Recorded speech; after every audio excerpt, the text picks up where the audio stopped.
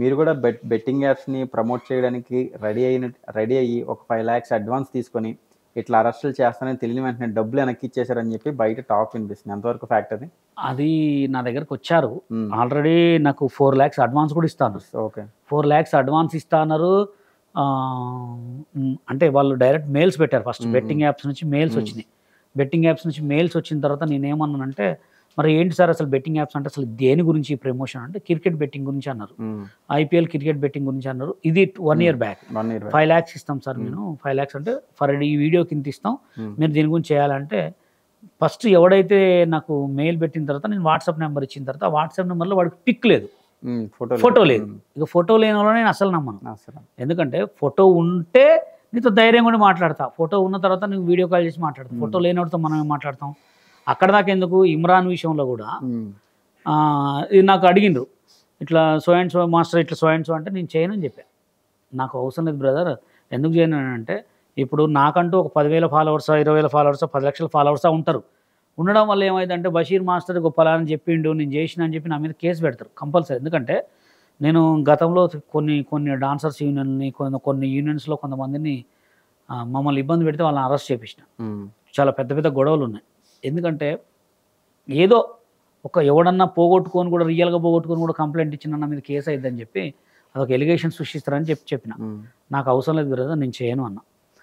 రీసెంట్గా ఇమ్రాన్ విషయంలో కూడా ఇమ్రాన్ అరెస్ట్ అయిన తర్వాత కొంతమంది పిల్లగాళ్ళు నాకు ఫోన్ చేసి, నా నెంబర్లు యాడ్ కూడా తెలియదు, ఫోన్ చేసి మాస్టర్ మీతో ఒక విషయం చెప్పాలి మాస్టర్, అర్జెంట్ మాస్టర్ అన్నాడు. ఏందిరా అన్న, నేను ఒక 10,000 పోగొట్టుకున్న బెట్టింగ్ యాప్లో, ఇమ్రాన్ అన్న మీద కంప్లైంట్ పెట్టాలి అనుకుంటున్నా.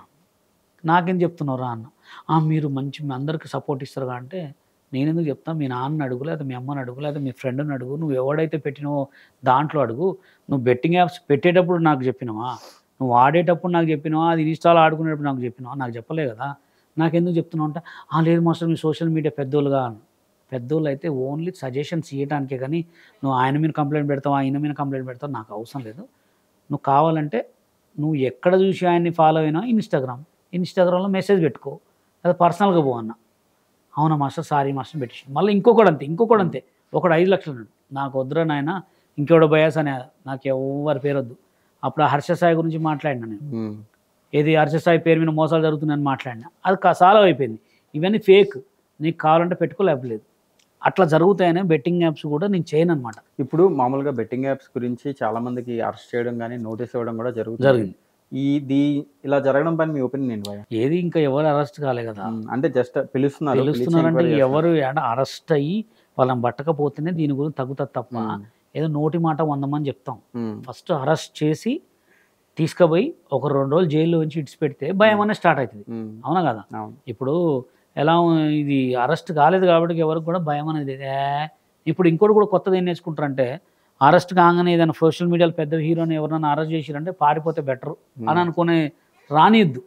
విత్ ఇన్ సెకండ్లో ఏడన్నా పట్టకు రావాలి. ఎందుకంటే మన తెలంగాణ గవర్నమెంట్ పోలీస్ అంటే మామూలుగా కాదు అసలు, ఎట్లాంటి వాడైనా చీచి చెండాలి. కానీ మరి వీళ్ళకి అంత ఛాన్స్ ఎందుకు ఇస్తున్నారో నాకే అర్థం కావట్లేదు.